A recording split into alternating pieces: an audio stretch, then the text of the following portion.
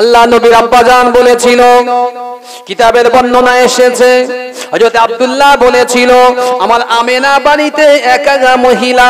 আমেনা হচ্ছে আরবের সবচেয়ে সুন্দরী রমণী। আমেনা রূপ দেখলে যে কোনো পুরুষ পাগল হয়ে যেতে পারে। ও দুনিয়ার মানুষেরা, ও নওজওয়ানেরা, যুবকেরা, আমার আমেনা বাড়িতে একা থাকে।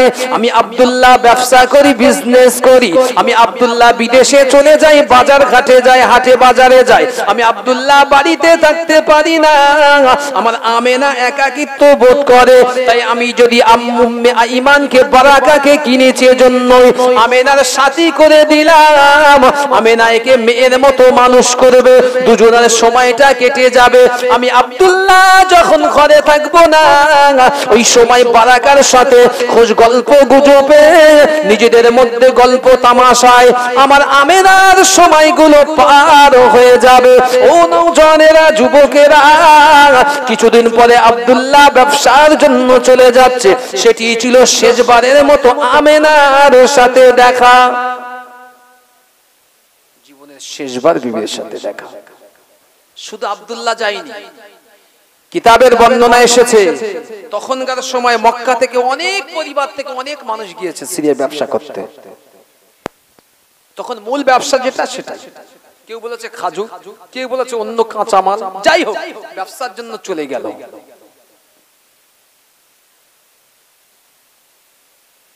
এক মাস হয়ে গেল, কাফেলা আস্তে আস্তে ঘরের দিকে ফিরছে। কিন্তু তার আগে 15 থেকে 12 দিনের মাথায় খানায়ে কাবার মুতাআল্লিক আব্দুল্লাহর পিতা আব্দুল মুত্তালিবের হাতে একজন একটি চিঠি ধরিয়ে দিলেন। চিঠিটি খানায়ে কাবায় আব্দুল মুত্তালিব খুলে দেখলেন, ঝরঝর ঝরঝর করে কাঁদতে লাগলেন। দু চোখের পাতা দিয়ে পানির টোসা গড়িয়ে পড়ে।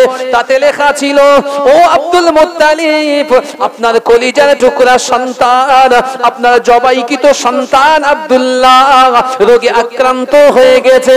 আমরা তাকে নিয়ে যেতে চেষ্টা করেছিলাম, পারলাম না। আপনার পিতা, আপনার পুত্র আব্দুল্লাহ আল্লাহর ডাকে সাড়া দিয়ে দুনিয়ার জমিন থেকে চিরবিদায় নিয়েছে। আমরা তাকে মদিনার কাছাকাছি আবওয়া নামক জায়গায় তাকে দাফন করে দিয়েছি।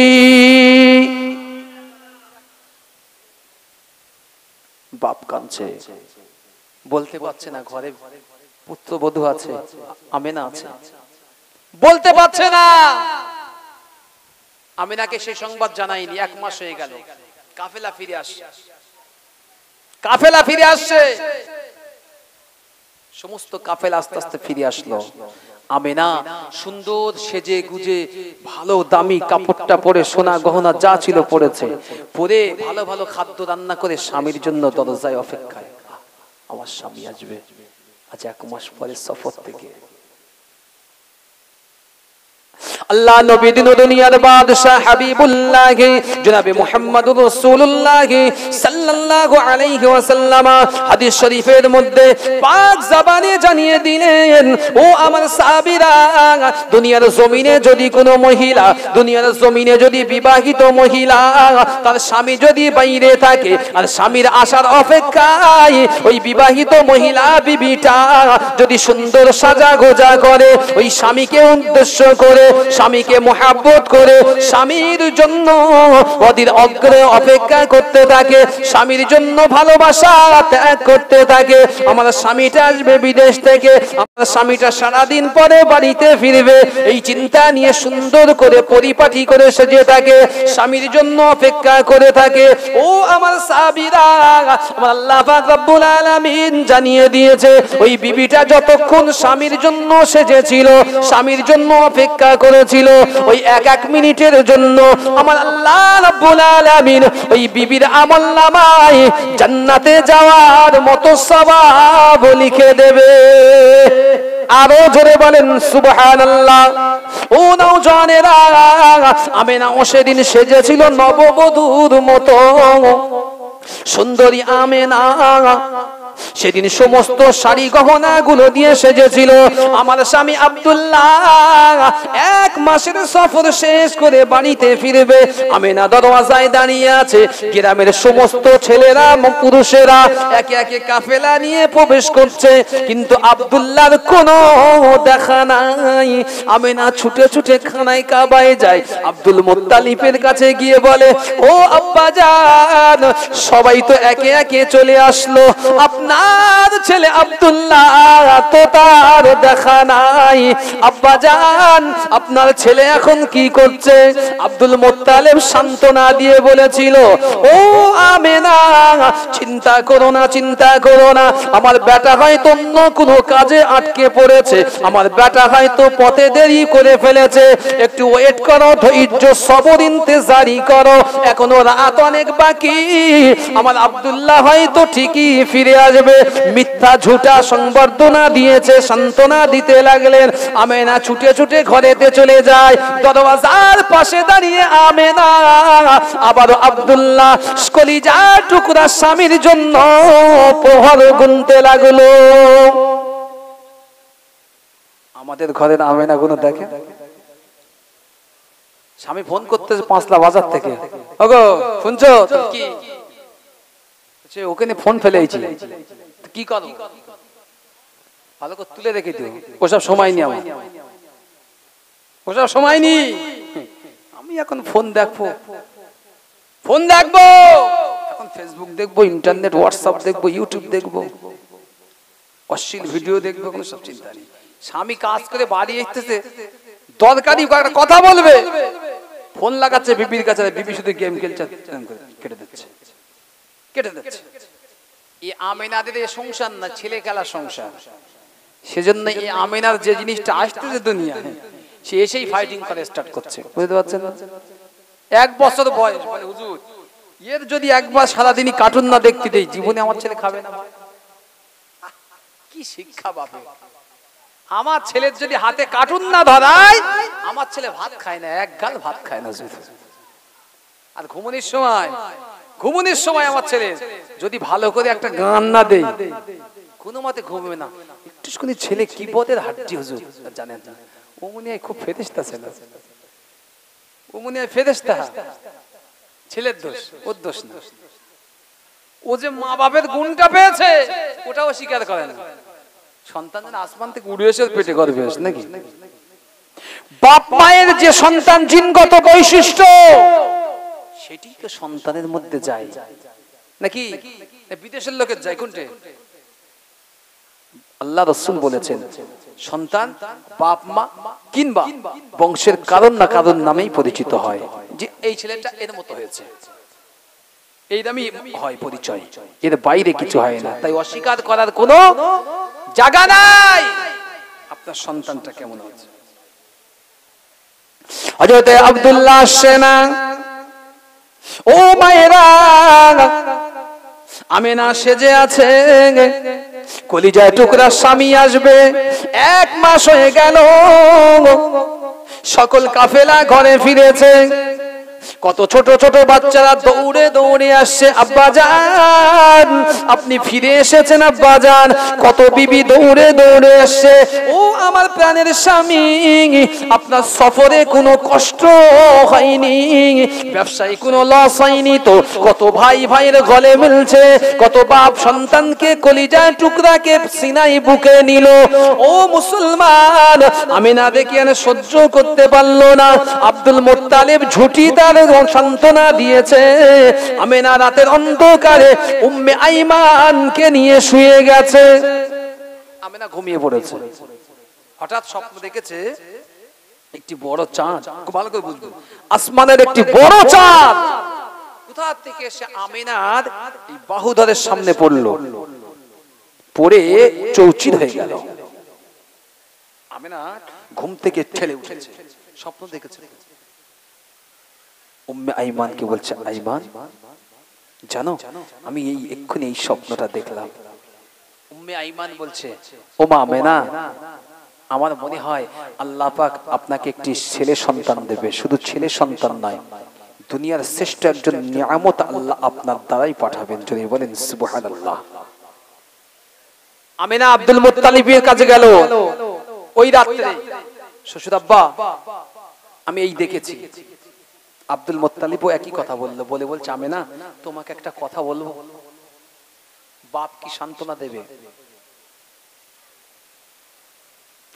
আব্দুল্লাহর আব্বাজান হযরত আব্দুল মুত্তালিব বলেছিল পুত্রবধূকে ডেকে, ও আমিনা আমি তোমাকে একটি কথা বলতে চাই, তুমি বাহুবল হয়ে পড়ো না, চোখে দিয়ে অশ্রু ঝরিয়ে দিও না, কেঁদে যেন তুমি জারে জার হয়ে যেও না। আমিনা অন্তর বুঝতে পেরেছিল। ওই সময় আব্দুল মুত্তালিব বলেছিল, ও আমিনা আমার কলিজার টুকরা সন্তান, যাকে আমি ব্যবসার জন্য সিরিয়ায় পাঠিয়েছিলাম, ওই সন্তান ওখানে গিয়ে 10 দিনের মাথায় রোগে আক্রান্ত হয়ে গেল। ওরা সমস্ত চিকিৎসা করেছিল। আমার আব্দুল্লাহ আর নানার বাড়ি হলো মদিনায়। ওই মাতৃকুল থেকে নিয়ে নানির কুলে সমস্ত ডাক্তার কবিরা চিকিৎসা করেছে, কিন্তু না আমার আব্দুল্লাহকে আর ফেরানো গেল না। আমার আব্দুল্লাহ আজ থেকে 20 দিন আগে এই জগৎ ত্যাগ করে চলে গেছে। ও আমিনা মা তুমি কেঁদো না, কেঁদো না, আল্লাহ তোমার গর্ভে যে সন্তান দেবে মা, ওটাই আল্লাহ পাক জগতের শ্রেষ্ঠ নিয়ামত দান করবে। আমিনা শুনেই কথাটা কানতে কানতে বেহুশ হয়ে গেল, জমিনের উপরে পড়ে গেল। যখন একটু আমিনার তন্দ্রা আসলো, আমিনা বুঝলো যে আর কিছু হারাবারও নেই, কিছু পাওয়ারও নেই, তাই আমিনার বেশি কাঁদলো না। মানুষ দেখানোর জন্য আমিনার কাঁদলো না। আমিনা যা করলো রাতের অন্ধকারে আমার আল্লাহ রাব্বুল আলামিনের দরবারে, আল্লাহ আমি আমিনা অল্প বয়সে বিধবা হলাম, আল্লাহ মক্কার এই সময় বর্তমান জাহিলিয়াতের যুগে নারীদের চরিত্র ঠিক রাখাই বড় কষ্ট, সেখানে আল্লাহ আপনি আমাকে এত তাড়াতাড়ি বিধবা বানিয়ে দিলেন। আল্লাহ আমাকে হেফাজত করেন, আল্লাহ আমার বাচ্চাটাকে আপনি হেফাজত করবেন। যদি বলেন সুবহানাল্লাহ। ওগো নওজোয়ান, আমি উম্মে আইমানের কথা বলছিলাম, নাম ছিল বারাকা। একটা সময় এসে গেল, আল্লাহ নবীর বয়স যখন 6 বছর, আল্লাহ নবীর আম্মা জান 1 তারিখে শ্বশুর আব্বা জানের কাছে চলে গেল। ও আমার শ্বশুর আব্বা জান, আমি আমিনা আমার অন্তরটা চাচ্ছে আমার মাতৃলয়ে একটু বেড়াতে যাব, ঘুরতে যাব, আমার শিশু মুহাম্মদকে একটু পরিচিত করে দেব, আমি আমার সন্তানকে নিয়ে আমার বাপের বাড়িতে যেতে চাই, ওখানে আমার সন্তানকে রেখে দুনিয়ার মানুষের সাথে একটু পরিচয় করিয়ে দিতে চাই। আমার পিতার বাড়ির মানুষ জানো আমার সন্তান কত সুন্দর। ও মুসলমান, আব্দুল্লাহর বেটা হযরত মুহাম্মদুর রাসূলুল্লাহ সাল্লাল্লাহু আলাইহি ওয়াসাল্লাম শিশু মুহাম্মদুর রাসূলুল্লাহকে নিয়ে আম্মা জান আমিনা ওর সাথে দাসী উম্মে আইমানকে নিয়ে বাপের বাড়িতে গিয়ে হাজির হয়ে গেল। বাপের বাড়ি 1 মাস কাটালো। কিতাব আমি সংক্ষিপ্ত আকারে বলছি, লম্বা চওড়া ঘটনা, অনেক সময় যাবে, 2-4 ঘন্টা সময় লাগবে, তা হবে না। বাপের বাড়িতে গেল, 1 মাস রইল, কিন্তু 1 মাসের মধ্যে বেশ কয়েকটি ঘটনা ঘটলো, যেটি আর আমিনাকে ওখানে থাকার অবস্থায় থাকলো না। শিশু বাচ্চা মুহাম্মদুর রাসূলুল্লাহ বলেন সাল্লাল্লাহু, বাচ্চা মানুষ খেলা করতে এখানে ওখানে যেত, এত সুন্দর ছিল আমার রাসূলুল্লাহ, আমার আখিরি নবী। মদিনার ইহুদিরা আল্লাহর নবীকে এসে বারবার দেখতো, ছোট বাচ্চাকে দেখতো আর মনে মনে কি বলতো। 1 তারিখে উম্মে আইমান নোটিস করলো, আম্মা জান আমিনাকে বলল, মা আমিনা আপনার সন্তানকে কিছু ইহুদি মানুষ এসে দেখে আর বলা বলি করে, কি জানো? তো কি বলে? কি যেন বিড়বিড় করে নিজেরা বলে, কি যেন নিজেরা বিড়বিড় করে বলে। 1 তারিখে আম্মা জান আমিনা নিজে দেখলেন, ইহুদিরা বলতে লাগলো, এই সে ছেলে যিনি আখিরি নবী হবে, আমাদের রাজত্ব ভেঙে চুরমার করে দেবে, ধ্বংস করে দেবে, আর পরবর্তীকালে হিজরত করে এই মদিনায় আসবে, আর গোটা মদিনা তার হস্তগতে করতল হয়ে যাবে।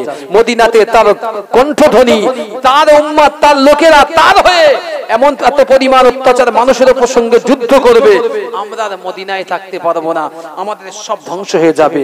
তাই এখন যখন সুযোগ পেয়েছি এখনই একে কতল করে দেওয়া, হত্যা করে দেওয়াই মনে হয় আমাদের উচিত। ইহুদিরা বলা কা করছে, আমেনা বুঝতে পারলো, আর থাকলো না। আল্লাহ নবীর প্রিয় আম্মা জান আমেনা শিশু মুহাম্মদুর রাসূলুল্লাহকে নিয়ে চলে গেল, সাথে উম্মে আইমানকে নিয়ে চলে যাচ্ছে। যেতে যেতে রাস্তার মধ্যে আল্লাহ নবী বলেছিলেন, ও আমার আম্মা জান, ও আম্মা জান, জগতে আমার আব্বা জান নাই, আমার আব্বা জানকে আমি চোখে দেখিনি। ও মা আমেনা, এই রাস্তায় নাকি আমার আব্বা জানের কবর, আমার আব্বা জানের মাজার মুকাদ্দাস। ও মা আমেনা, আপনি যদি একটিবার আমার আব্বার কবরটা দেখিয়ে দিতেন, আমি আমার আব্বার কবরের ধারে যেতাম, আমি মুহাম্মদ আমার নিজের চামড়ার চোখে আমার পিতার কবরটা নিজেই দেখতাম। ও মা আমেনা, আপনি যদি একবার দেখিয়ে দিতেন আমার আব্বা আব্দুল্লাহর কবরটা কোথায় আছে, আমি মুহাম্মদ নিজে গিয়ে একটু দোয়া চাইতাম, আমি একটু দোয়া চাইতাম, দেখতাম অন্তত। আমেনা বলল ঠিক আছে। কিছু দূরে গিয়ে পড়লো আব্দুল্লাহর কবরস্থান। কিছু দূরে আমেনা ইশারা করে দিলেন, বাবা মুহাম্মদ, ওই দূরে দেখতে পাচ্ছ ঢিবি, ওটাই হচ্ছে তোমার আব্বা জানের কবর। যদি বলেন না সুবহানাল্লাহ, একটু চিল্লে বলেন না সুবহানাল্লাহ। নারায়ে তাকবীর হচ্ছে না, নারায়ে তাকবীর। দুরূদ শরীফ আল্লাহুম্মা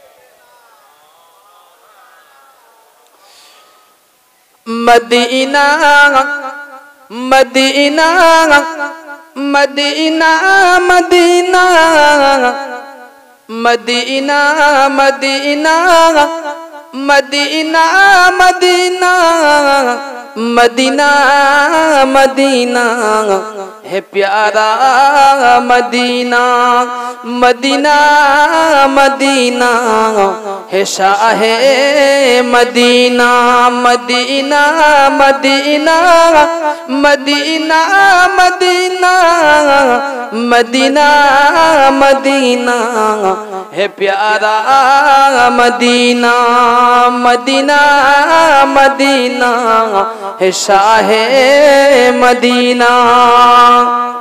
একটু জোরে বলেন। এই আপনাদের অসুবিধা হচ্ছে, তাহলে একটু জোরে সুবহানাল্লাহ বলেন না, একটু জোরে বলেন না সুবহানাল্লাহ। जुबा पे ले जमजम के पानी से धो लो, के जुबा पे ले जमजम के पानी से धो लो, मिलेंगी क्यों ना अदब से तो बोलो, के मिलेंगी क्यों ना अदब से तो बोलो, ये हरम की ज़मीं है जरा रूह के चलना, ये हरम की ज़मीं है जरा रूह के चलना, Madina Medina Medina Medina Medina Medina Medina Medina Medina Medina है शाहे मदीना, मदीना मदीना है प्यारा मदीना। अल्लाहुम्मा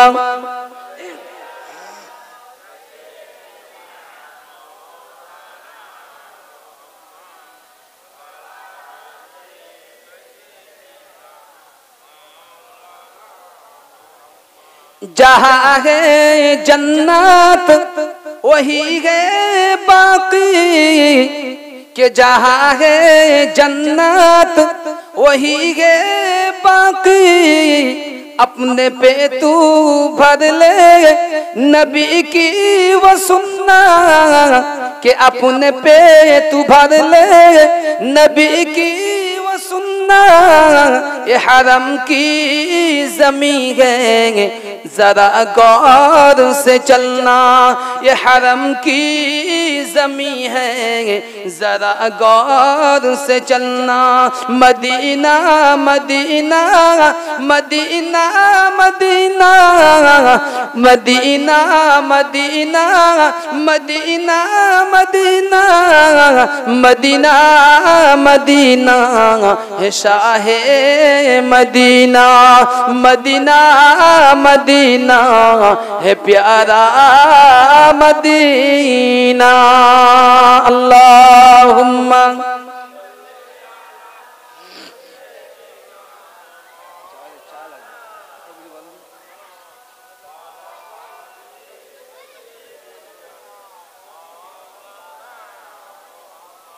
আমার নওজওয়ানেরা, যুবকেরা, যে কথা বলছিলাম, উম্মে আইমান এমন একটি নাম, আপনারা হয়তো জানেন না উম্মে আইমান কি। আল্লাহ পাক রব্বুল আলামিন আমার হাবিব শিশু নবী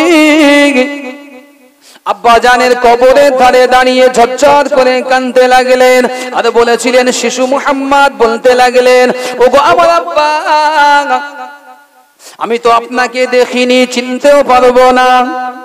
আপনার সৌন্দর্য কেমন ছিল জানি না, আপনার রূপ কেমন ছিল বলতে পারবো না, তবে মক্কাবাসীর মুখে শুনেছি, আমার পরিবার পরিজন বলেছিল আপনি নাকি সৌন্দর্যের অধিকারী ছিলেন, আপনি কোমল স্বভাবের অধিকারী ছিলেন। ও আমার আব্বা জান, আমি আপনার বেটা মুহাম্মদ এসেছি, আপনার কবরের ধারে এসেছি। ও আমার আব্বা জান, একটিবার কি আপনি আমাকে বেটা মুহাম্মদ বলে ডাকবেন? ওগো নওজওয়ানেরা, যুবকেরা, আমার শিশু মুহাম্মদ বাপের কবরের ধারে দাঁড়িয়ে দাঁড়িয়ে কাঁদতে লাগলেন। কিছু দূরে আম্মা জান আমেনা স্বামীর সঙ্গে কাতর হয়ে কাঁদতে লাগলেন। ও নওজওয়ানেরা, যুবকেরা, কিতাবের মধ্যে এসেছে আল্লাহ নবী আব্বা জানের কবরের ধারে কাঁদেন, আম্মা জান আমেনা দূরে দাঁড়িয়ে দাঁড়িয়ে বসে বসে মরুভূমির প্রান্তরে স্বামীর জন্য কাঁদছেন। দুই দিকে দুটো মানুষ কাঁদছেন, একদিকে ছেলে, একদিকে বিবি। এই কাঁদতে কাঁদতেই আম্মা জান আমেনা একটু অসুস্থ বোধ করলেন। উম্মে আইমানকে বললেন, আইমান এদিকে এসো, আমাকে একটু ধরো, বসিয়ে দাও। বসিয়ে দেওয়া হলো। আম্মা জান আমেনা উম্মে আইমানের হাতটি ধরে বলছে, আইমান, ও আইমান,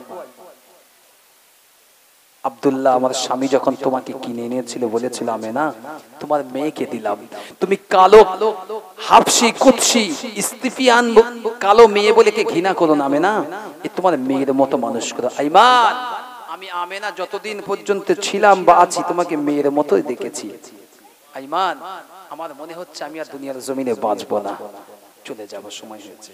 তাই তোমার কাছে আমার একটা আবেদন আছে আইমান, আমি মা চলে যাচ্ছি, তবে আমার পরে তুমি ওকে মায়ের মতন ভালোবাসো। তুমি আজ থেকে ওর মা, ওর বাপ নেই, আগেই ও এতিম হয়েছে। আইমান, আমি তোমার হাতে দায়িত্ব দিয়ে চলে গেলাম, তুমি হচ্ছে আজ থেকে আমার শিশুর মা। যদি বলেন না সুবহানাল্লাহ। আইমান, মনে রেখো, আমার শিশুকে যে আমি দেখেছি এই ৬টি বছর, তাতে আমি নিশ্চিত আমার ছেলে দুনিয়ার অন্য ৫টা ছেলের মতো নয়। আমি নিশ্চিত হয়ে গিয়েছি আমার ছেলে আখিরি জামানার নবী হবে। ইহুদিদের মূল টার্গেটে আছে আমার ছোট্ট মুহাম্মদ, তাকে তুমি কোল ছাড়া করো না, তাকে সর্বদা দেখে রেখো। এই বলে আমেনা ইন্তেকাল করলো। শিশু নবী মুহাম্মদুর রাসূলুল্লাহ কাঁদেন, বাপের কবরের ধারে কাঁদে। উম্মে আইমান ডাক দিল, ও মুহাম্মদ এদিকে এসো বাবা, তুমি মরা মানুষের জন্য কাঁদতে গিয়েছো, তোমার বাপের জন্য কাঁদছো, এদিকে তোমার মা আর দুনিয়ার জমিনে বেঁচে নাই। আল্লাহ নবী এই কথা শোনার সাথে সাথে, ও মুসলমান, সিরাত ইবনে হিশামের বর্ণনা, শিশু নবী ৬ বছরের বাচ্চা কাঁদতে কাঁদতে টুকরে টুকরে কাঁদতে কাঁদতে দৌড়ে এলেন, সে আম্মা জানের কদমের ধারে বসে গেলেন। ও আম্মা জান, আইমান দুটি কদম ধরে নাড়া দিলেন, ও মা আমেনা, আমার জনমের মতো পাপ দেখার স্বাদ মিটে গেল। ও মা তুমি উঠে পড়ো মা, ও মা তুমি উঠে পড়ো মা, আমি তোমার বেটা মুহাম্মদ, ও মা আমাকে এসির করে দিও না মা, আমি আর আমার আব্বাকে দেখার আবেদন করব না। ও মা আমেনা, আমি মুহাম্মদ আর জীবনে কোনোদিন আমি আমার আব্বার কবর দেখতে চাইব না মা, আপনি একবার ঘুম থেকে জেগে যান। ও মুসলমান নওজওয়ান, কিন্তু মাঝে চিরনিদ্রায় চলে গিয়েছে, 6 বছরের বালকের সে খবর ছিল না, সে খবর ছিল না। সেই জন্য আল্লাহর নবী উম্মে আইমান চিন্তা ভাবনা করলেন, আল্লাহর নবী চিন্তা ভাবনা করলেন, উম্মে আইমান ভাবলেন তাই তো আমি যেহেতু এখন 12-13 বছর বয়স আমার হয়েছে, আল্লাহর নবী ওই ছোট্ট অবস্থায় 6 বছরের শিশু উম্মে আইমান 12 থেকে 13 বছর বয়স কিতাবে এসেছে। উম্মে আইমান আর বিশ্বনবী দুজনা মিলে ওই মরুভূমির ওখানে বালিগুলো খনন করে কেউ নয়, ওই দুটো ব্যক্তি মিলে মায়ের কবরটা ওখানে সমাধি করলেন। ইন্না লিল্লাহি ওয়া ইন্না ইলাইহি রাজিউন। ভারাক্রান্ত মন নিয়ে হযরত উম্মে আইমান ছোট শিশু মুহাম্মদুর রাসূলুল্লাহকে সাথে নিয়ে বুকে জড়িয়ে ধরে ঝরঝর করে কাঁদতে লাগলেন। মরুভূমি পার হয়ে মদিনার জমিন থেকে মক্কা মুআজ্জামার জমিনে চলে গেলেন। দাদা আব্দুল মুত্তালিবের কাছে গিয়ে বলেছিলেন, ও দাদু জান, আপনি আগেই হারিয়েছেন আপনার কলিজার টুকরা সন্তান, এবার আপনি হারিয়ে ফেললেন মুহাম্মাদুর রাসূলুল্লাহর মাকে। আম্মা জান আমেনা দুনিয়ার জমিনে আর বেঁচে নাই, আপনার পুত্রের কবর জিয়ারাতের অবস্থায় ছিল, ও কবর দেখবে বলে আপনার নাতি বলেছিল, ওদিকে আমেনা ওখানে ইন্তেকাল হয়ে গেল। যাওয়ার আগে আমাকে বলেছিল, উম্মে আইমান আমি তো মা চলে যাচ্ছি, আমার বেটা মুহাম্মদকে মায়ের মতো দেখে রেখো। দাদাও কাঁদছে, বুকে জড়িয়ে ধরেছে ছোট্ট বাচ্চা মুহাম্মদকে। দাদা খুব ভালোবাসতেন আব্দুল মুত্তালিব, এতিম তো তিনি জানতেন, তিনি যা নিদর্শন দেখেছেন, যা দেখতে পেয়েছেন তিনি নিশ্চিত ছিলেন যে আখিরি জামানার এই একজন অবশ্যই নবী হবে, সম্মানিত ব্যক্তি হবে, এতে বিন্দু মাত্র সন্দেহের অবকাশ নেই। জোরে বলেন না সুবহানাল্লাহ, একটু জোরে বলেন সুবহানাল্লাহ, নারায়ে তাকবীর। সব চলে গেল। ওই উম্মে আইমান মায়ের মতো স্নেহ করতেন। কিতাবের মধ্যে এসেছে পৃথিবীর জমিনে একমাত্র নারী হলো উম্মে আইমান। আপনি কিতাব খুলবেন পেয়ে যাবেন ইনশাআল্লাহ। আল্লাহ রাসূলের জন্ম থেকে মওত পর্যন্ত সব নিজের চোখে দেখেছেন। যদি বলেন সুবহানাল্লাহ, কত মর্যাদা। রাসূলুল্লাহ ইন্তেকালের পরেও উম্মে আইমান জীবিত ছিল। তাই তো আল্লাহর নবী বিদায় হজে যে সমস্ত ওসিয়াত সাহাবাদের করেছিলেন তার মধ্যে উম্মে আইমানের কথাও ছিল। ও আমার সাহাবীরা, আমার উম্মে আইমান, আমার উম্মি আইমান বলে ডাকতেন না, আমার উম্মি মা, আমার মাকে তোমরা দেখো, আমার মায়ের সাথে বেয়াদবি করো না।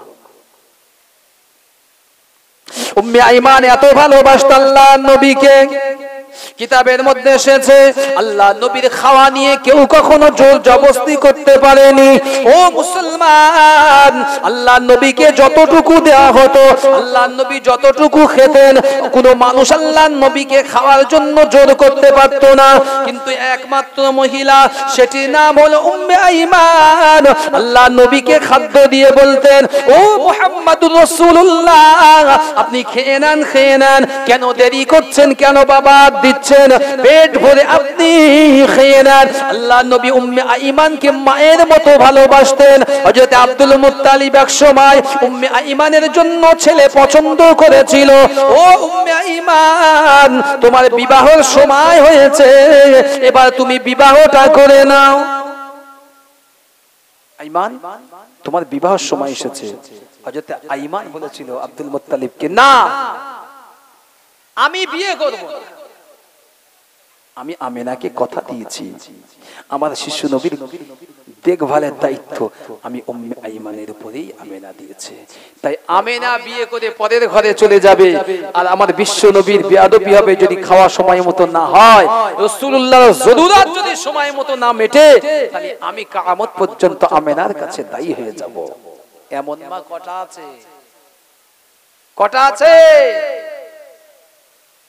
ছেলে ভাত দেয় না, সৎ মা সৎ ছেলেকে ভাত দেয় না, তাই ছেলে দাদুকে বলছে আর কি, নাতি দাদু এই দুনিয়ার জমিনে আমার মূল্য কোথায় দাদু, কত? এই দুনিয়ার জমিনে দাদু আমার মূল্য কত? তো দাদু একটা জিনিস হাতে ধরিয়ে দিয়েছে কাপড়ে মোড়া, কি বলছে, বাবা নাতি এটা নিয়ে বাজারে যাও, এটা নিয়ে বাজারে যাও, একটু চেক করো তোমার মূল্য, তোমার ভ্যালু কত তুমি নিজেই বুঝতে পারবে। একবার দরুদ শরীফ আল্লাহুম্মা, পিছনে কি হচ্ছে এত ডিস্টার্ব কেন?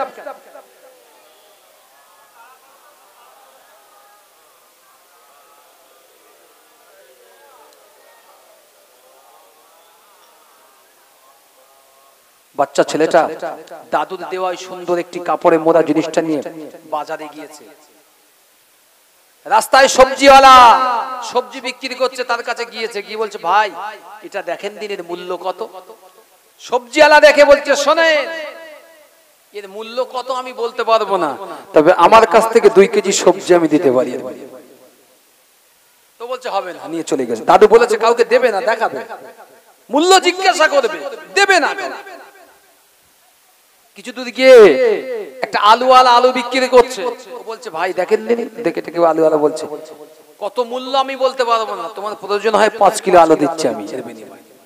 ও বলছে না, হবে না। মুদির দোকানে গিয়েছে, কি বলছে, ভাই এটা দেখেন দিনই। মুদিওয়ালা দেখে বলছে, শোনো এর মূল্য কি আমি বলতে পারবো না, জানিও না, তোমার যদি প্রয়োজন লাগে 1 বস্তা চাল নিয়ে যাও এর বিনিময়ে। ও বলছে হবে না। স্বর্ণকারের কাছে গিয়েছে, স্বর্ণকার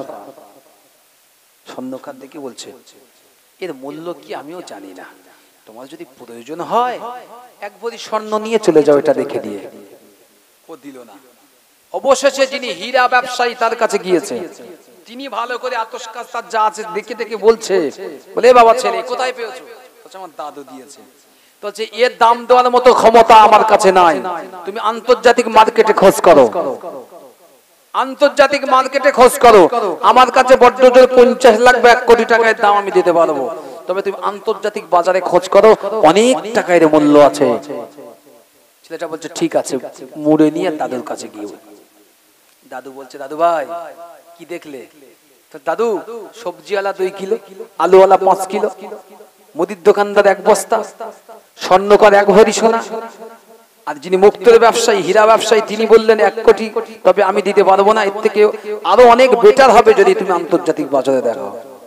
তখন দাদু তার ছোট্ট নাতির গায়ে হাত বুলিয়ে বলছেন, সোনার মানি তোর মূল্য যে যেমন জানে, তোর মূল্য যে যেমন জানে সে এভাবেই দেবে, তা তোকে যে যেভাবে দেখবে, যেভাবে ব্যবহার করবে, সে তোকে সেইভাবেই পাবে।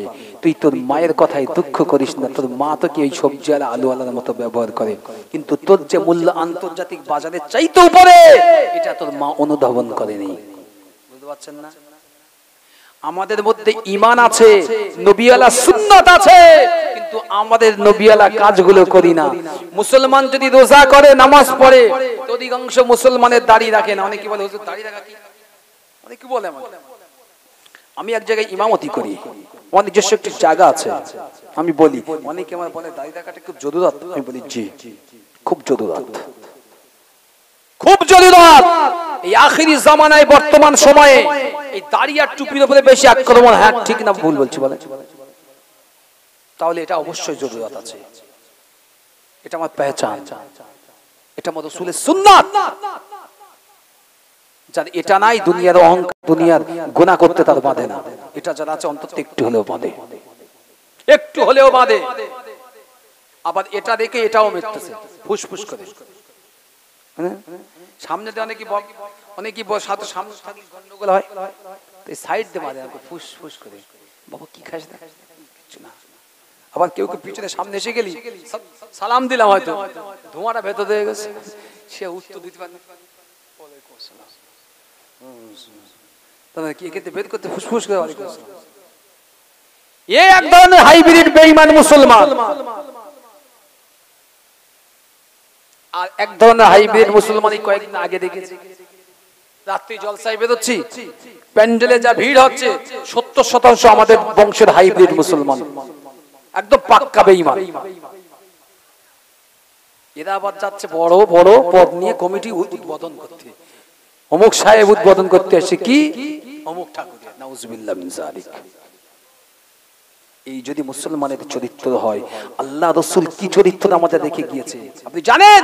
আল্লাহর নবী যেদিন দুনিয়া এসেছিল, আমি তো পুরো ঘটনা বলতে পারছি না সময়ের জন্য, উদাহরণ দিয়ে যাচ্ছে শুনে নেন। যদি কিতাব থাকে বাড়ি খুলে রেখে নেবেন। আল্লাহর নবী যেদিন দুনিয়ার জমিনে আম্মা জান আমিনার গর্ভ থেকে দুনিয়ার জমিনে এসেছিল, পৃথিবীর সমস্ত মূর্তিগুলো সেদিন নিচে মুখো মাটি মুখো হয়ে গিয়েছে, জোরে বলেন সুবহানাল্লাহ। পৃথিবীর সমস্ত জাদুকর জ্যোতিষী গণকদের জাদু বিদ্যা বন্ধ হয়ে গেছে, স্তব্ধ হয়ে গিয়েছে। পৃথিবীর সমস্ত রাজা বাদশাদের বলকে আল্লাহ বোবা করে দিয়েছিল, কিচ্ছু বলতে পারেনি তারা। সিরিয়ার বিরাট বিরাট প্রাসাদ গুলো 14 গম্বুজ সম্পূর্ণ প্রাসাদ সব ভেঙে চুরমার হয়ে গেছে সেদিন। ইবলিস শয়তান আর্তনাদ করতে লাগলো, কাঁদতে প্রলাপ বকছে। ইবলিস শয়তানের ছেলে মেয়ে বলছে কি হয়েছে, কান্নার কি হলো? তাহলে মনে হচ্ছে আজকের কিছু একটা হয়েছে। ইবলিস বলছে কেন? অন্তরে কোনো সুকুন পাচ্ছি না। এই না চিন্তা করে ইবলিস শয়তান খানায় কাবার কাছাকাছি একটু দূরত্ব থেকে দেখলো যে গোটা খানায় কাবা চত্বরটা আল্লাহ পাকের অগণিত রহমতের মালাইকা ফারিস্তা দিয়ে ঘিরে দেওয়া আছে, যদি বলেন সুবহানাল্লাহ। আর সেই ফারিস্তারা দাঁড়িয়ে দাঁড়িয়ে আমার বিশ্বনবী মুহাম্মদ রাসূলুল্লাহ সাল্লাল্লাহু আলাইহি ওয়াসাল্লামের নামে জোরে জোরে জোরে জোরে জোরে দরুদ পড়তে লেগেছেন। ইবলিস শয়তান এ কি জিনিস? ফারিস্তা চিনতে পেরেছেন, বলছে বেয়াদব ইবলিস, দূর হয়ে যা এখান থেকে। ইবলিস শয়তান চলে গেল। আল্লাহর রাসূলের উপরে যেখানে আমরা বলি গারে সুদ বা গারে হীরা বা হীরা গুহা হীরা পর্বত বলি, যেখানে আল্লাহর নবীর উপরে ওহী নাযিল হতো, ইবলিস শয়তান একটি ছোট্ট পাখির সুরত ধরে পাহাড়ের পাদদেশ থেকে আসতে লাগলো। জিবরিল আমিন দেখতে পেয়েছে, বলছে এই ইবলিস তুই কি ফারিস্তাদের সঙ্গে বোকা বানাচ্ছিস, তুই বের হয়ে যা। ভাই জিবরিল আমি চলে যাব, একটা কথা আমাকে বলেন, আজকে কি এমন হয়েছে যে এত ফারিস্তা এই জায়গায় আছে, দুনিয়া যেন আজকে ওলট পালট হয়ে গেল, কি হয়েছে? জিবরিল আমিন বলেছিলেন তবে শোন, আজকে আল্লাহর সবচেয়ে প্রিয় পেয়ারা মাহবুব বিশ্বনবী মুহাম্মদুর রাসূলুল্লাহ জগৎগুরু মক্কার জমিনে জন্ম নিয়েছেন, যদি বলেন সুবহানাল্লাহ। ইবলিস বলছে ভাই জিবরাইল, যিনি জন্ম নিয়েছে তার উপরে কি আমার কোনো কর্তৃত্ব আছে? না, বিন্দু মাত্র না। তার উম্মতের উপরে কোনো কর্তৃত্ব অংশ আছে? তুমি তার উম্মতদেরকে ধোঁকা দিতে পারবে? অভিশপ্তে ইবলিস চলে গেল। কিতাবের মধ্যে এসেছে ইবলিস তার নিজস্ব জায়গায় ফিরে গিয়ে খুব এত কান্না কেঁদেছে। ইবলিসের যে সমস্ত আলাপালা আছে তারা সহানুভূতি, তারা মায়া মমতা দেখিয়ে ইবলিসকে শান্ত করতে পারেনি। ইবলিস বলেছিল আমার জীবনের সবচেয়ে বড় ক্ষতিটা আজকে হলো, কারণ যে নবী এসেছেন তার কোনো ছায়া নাই, সেই নবী হলো জান্নাতি মানুষ, আর সেই নবীর অনুকরণ অনুসরণ আমি করতে পারবো না, সেই নবীকে ধোঁকাও আমি কোনোদিন দিতে পারবো না। তাই এমন নবী এসেছে আমি ইবলিস আমার কলিজা যেন ছিঁড়ে যাচ্ছে। আমাদের ভিতরে আছে অনেক ইবলিস, রাসূলের আদর্শ যখন বলে অনুকরণ করো, এদের কলিজা ছিঁড়ে যায়,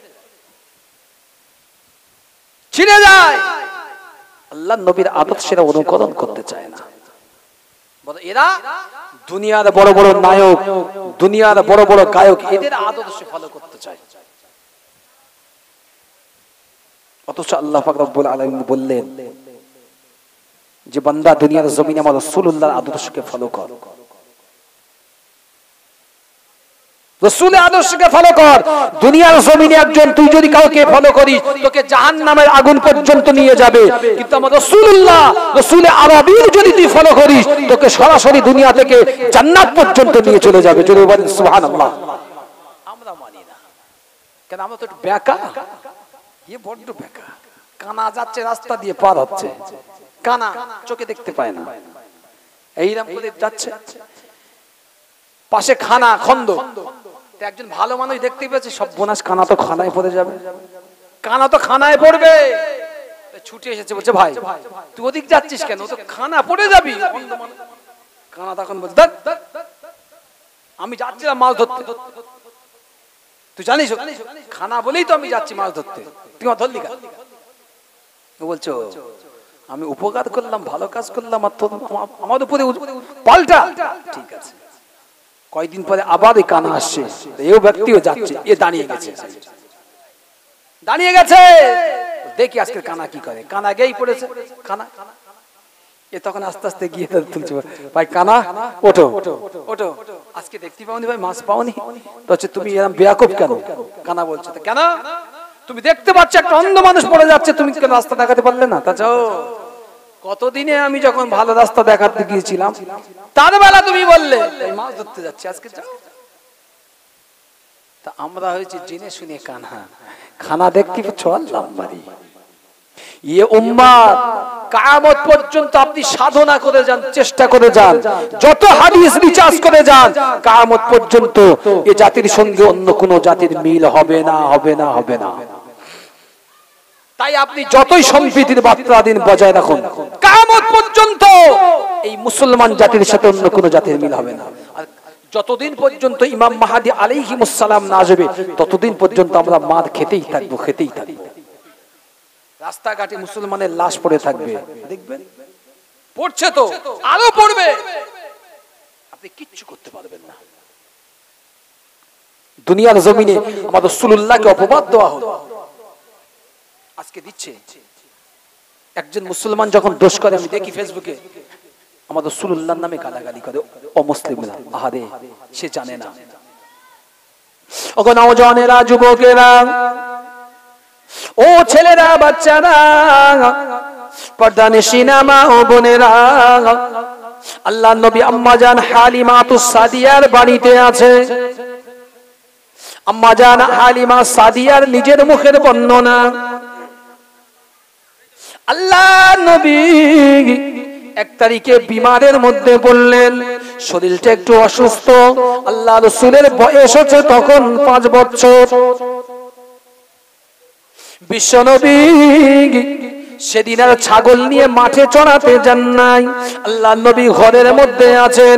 আম্মা জান হালিমাতুস সাদিয়া রাদিয়াল্লাহু তাআলা আনহা আল্লাহর নবীকে বারণ করলেন, ও বাবা মুহাম্মদ, শরীর অসুস্থতা নিয়ে আজকে তোমার মাঠেতে ছাগল নিয়ে যেতে হবে না, আজকে তুমি যেও না বাবা, যেও না। আল্লাহর নবী ঘরেতে আছেন। হালিমা সাদিয়া রাদিয়াল্লাহু তাআলা আনহার একটা ছেলে ছিল, আল্লাহ রাসূলের দুধ ভাই বলতেন। ছুটি আসলেন, এসে বলছে, আম্মা জান, আমার ভাই মুহাম্মদ সাল্লাল্লাহু আলাইহি ওয়াসাল্লাম যে ছাগলটা, আল্লাহ রাসূল ছাগল মিশরাতের একটা ছাগলকে খুব পছন্দ করতেন, গায়ে মাথায় হাত দিয়ে খুব আদর করতেন, মহব্বত করতেন। সেই ছাগলটাকে একটা জঙ্গলের হিংস্র বাঘ এসে নিয়ে চলে গেছে, দৌড়ে দৌড়েছে। আম্মা জান, আমার ভাই যে ছাগলটাকে মহব্বত করত, সেই ছাগলটাকে কে যেন নিয়ে চলে গেছে, একটা বাঘ। আম্মা জান হালিমা সাদিয়া বলেছিল, ওরে আমার কলিজার টুকরা ছেলে, ছাগল গেছে চলে যা, আমার তাতে দুঃখ নাই, তবে আমার বেটা মুহাম্মদ আমার ঘরেতে, ও ছাগল গেছে, আবার ছাগল পাওয়া যাবে, আমি আর কখনো পাঠাবো না আমার শিশু নবীকে, আমি মাঠেতে আর পাঠাবো না। ও নওজওয়ানেরা, যুবকেরা, আল্লাহর নবী অসুস্থ অবস্থায় বলেছিল, ও আমার আম্মা জান হালিমা, আমি কি একবার যাব, আমি কি একবার গিয়ে দেখব আমার ছাগলটা কোন বাঘ নিয়ে চলে গেল, আমি কি একবার যাব আমার ছাগলটা কোন বাঘ নিয়েছে। আম্মা জান বারণ করলেন, না বাবা যেওনি, জঙ্গল হিংস্র জন্তু জানোয়ার আছে, ওরা মানুষকে মানুষ মনে করে না, ওদের খাদ্য হিসাবে সামনে পেলে ওরা খায়, যেওনি বাবা। কিতাবের বর্ণনা এসেছে, কয়েকবার বলার পরে আল্লাহ রাসূল বলছে, আম্মা জান আমাকে যেতেই দেন, আমাকে যেতে দেন, আমি যেতে চাই আম্মাজান, আমাকে যেতে দেন। হালিমা রাদিয়াল্লাহু তাআলা আনহা অনুমতি দেননি, আল্লাহ রাসূল জোর করে চলে গেলেন। দুধ ভাইকে নিয়ে বলছে, ভাই চলো, তুমি আমার লোকেশন জায়গাটা দেখিয়ে দেবে, কোন জায়গা থেকে হিংস্র জন্তু বাঘটা এসে আমার পোষা ছাগলটা নিয়ে গেল। দুধ ভাই গিয়ে দেখিয়ে দিল, ভাই এই জায়গা থেকে এই জঙ্গলের ভিতর চলে গেল। আল্লাহ নবী আস্তে আস্তে দেখানো পথ দিয়ে ওই জঙ্গলের ভিতরে প্রবেশ করেছে। দুধ ভাই দৌড়ে দৌড়ে বাড়িতে ফিরে আসলেন। আম্মাজান হালিমা সাদিয়া রাদিয়াল্লাহু তাআলা আনহা আম্মাজানকে বলতে লাগলেন, ও আম্মাজান, আমার দুধ ভাই আপনার বেটা মুহাম্মদ ওই জঙ্গলের ভিতরে চলে গিয়েছে, গভীর জঙ্গলে জন্তু জানোয়ার আছে, আমি তাকে দেখিয়ে দিয়েছি, আমার সাহস হলো না আমার ভাইয়ের সাথে যাওয়ার, কিন্তু আমার ভাই মুহাম্মদুর রাসূলুল্লাহ ওই জঙ্গলের ভিতরে চলে গেল। আমার ভাইটা চলে গেল। আম্মাজান হালিমা সাদিয়া ঝরঝর করে কাঁদতে কাঁদতে শেষ। বেটা তুই করলি কি? শিশু নবীকে একলা ছেড়ে দিলি হিংস্র জন্তুর সামনে? আল্লাহ নবী জঙ্গলের মধ্যে গিয়ে দেখছে একটি ঝোপ আছে, সেই ঝোপের মধ্যেখানে বাঘটি আল্লাহ রাসূলের পোষা ওই ছাগলটি কোলে করে নিয়ে মাথায় হাত বুলোচ্ছে। জোরে বলবেন না? আর একটু জোরে বলবেন না? এই আমাদের ঘরে যদি কোনো চোর চুরি করে, ও কি মাথায় হাত বুলোবে না কেটে কুটে দেবে?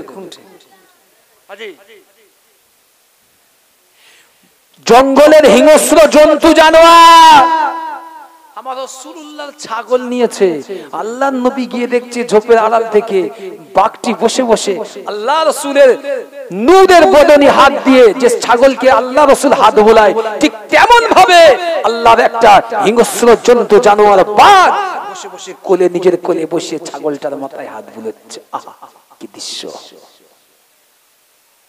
নবী গিয়েছে, যেই গিয়েছে আল্লাহ নবী, বাঘটা দাঁড়িয়ে উঠেছে, ছাগলটাকে ছেড়ে দিয়ে বলছে, এ রাসূলুল্লাহ আমার বেয়াদবি নেবেন না, আমার খুব ইচ্ছা ছিল আপনাকে দেখবো, কিন্তু মানুষের জ্বালা বড্ড জ্বালা, অনেক ছেলে পিলে এখানে খেলতে আসে, আবার ছাগল চড়ায়, আমি একলা যদি আসি ভয়তে সবাই পালাবে, তাতে আপনারও ক্ষতি হবে, তাই আমি জঙ্গলের মধ্যে থেকে বারবার দেখি, কিন্তু আপনার সঙ্গে একটু কথা বলার আমার খুবই ইচ্ছা অনেক দিনের, তাই ইচ্ছাটা পূরণ করতে পারেনি।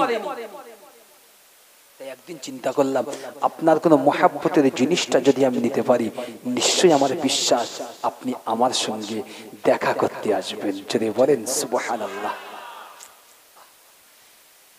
বাঘ চিনে ফেলল, আর আমি আপনি নবী কি চিনলাম? শুধু জানি ওই মদিনার জমিনে শায়িত আছে আল্লাহ নবী, দোয়াটাই করি। কিন্তু নবী যে কি নবী ছিল, আল্লাহ কি হিকমত দিয়েছিলেন, কি মুজিজা দিয়েছিলেন, কেমন তার রূপ দিয়েছিলেন, তার মিষ্টি ভাষা দিয়েছিলেন, এটা কেউ আজ পর্যন্ত শুধু বর্ণনাই করেছেন, কখনো উপলব্ধিও করেননি। ওই বাঘটি আল্লাহ নবীকে দেখে বলেছিলেন,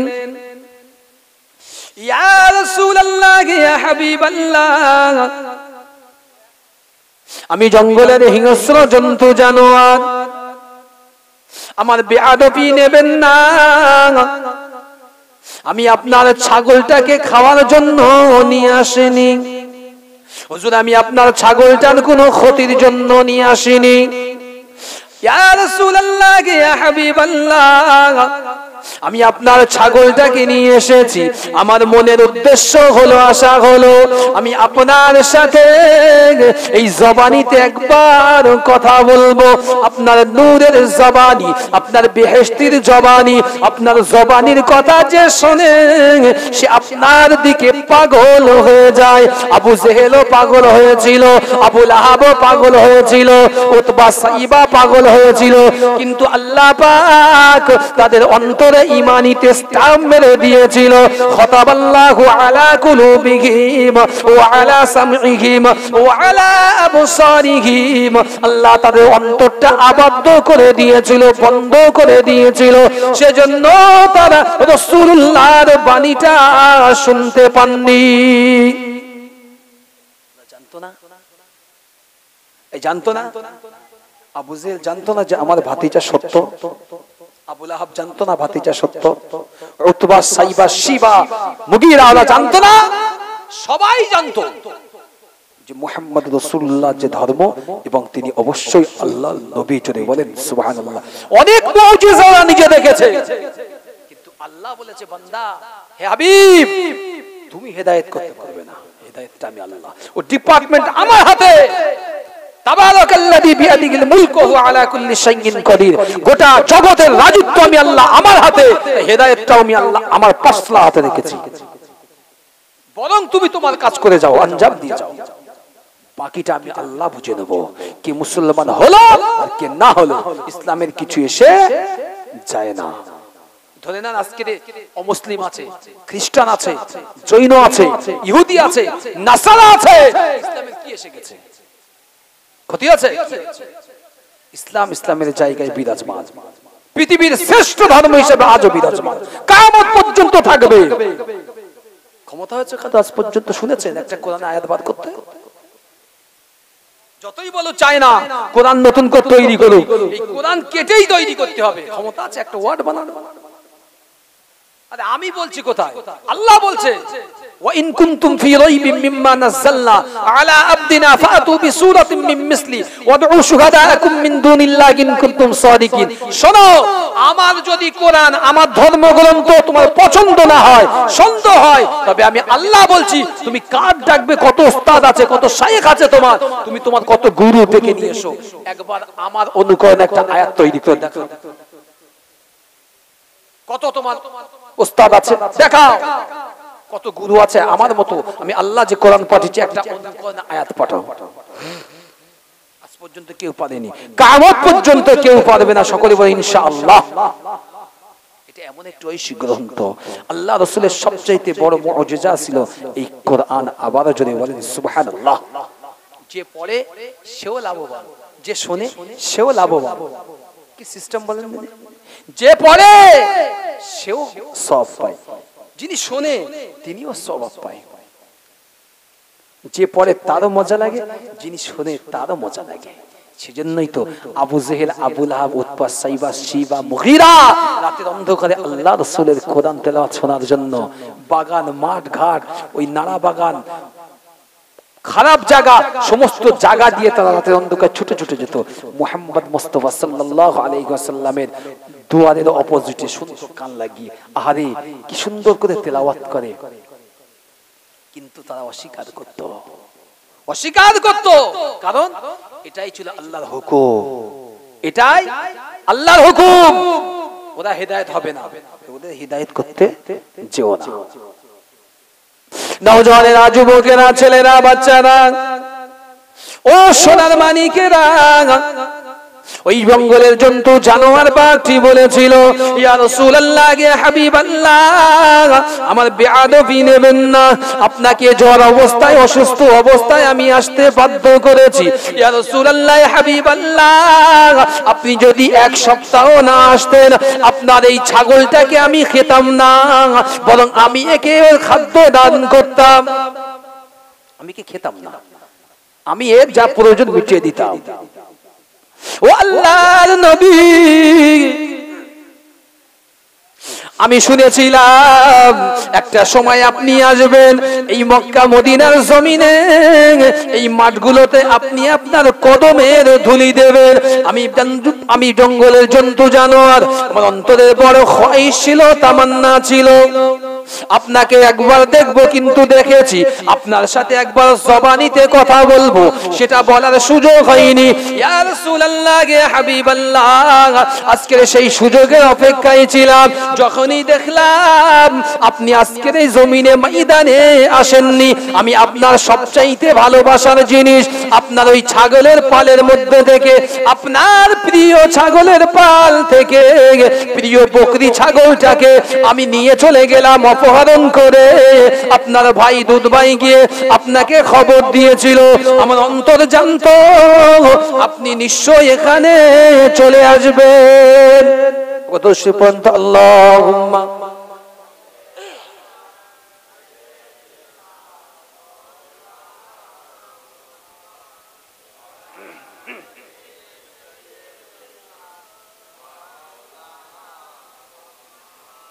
যে কথা বলছিলাম, হুজুর আমি জানতাম আপনি আসবেন। আল্লাহ রাসূল বললেন, বলো তোমার খয়েশটা বলো, তোমার কি খয়েশ?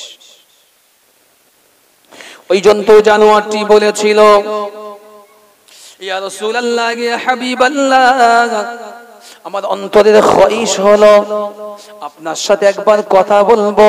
আমি আল্লাহ পাকের দরবারে দোয়া চেয়েছিলাম, রব্বুল আলামিন আল্লাহ, আমার আখিরি নবীর সাথে যখন মোলাকাত হবে, আমার আখিরি নবীর সাথে যখন দেখা হবে, আমার জবানিটা আপনি মানুষের অনুরূপ জবানি বানিয়ে দেবেন, মানুষের জবানি বানাবেন। আল্লাহ কবুল করেছে। হুজুর এই যে আমি আপনার সঙ্গে কথা বলছি, আমার জীবন ধন্য হয়েছে, কারণ কিয়ামতের দিনে আমাদের জন্য হিসাব হবে বটে, কিন্তু জান্নাত বা জাহান্নাম নির্ধারণ নাই।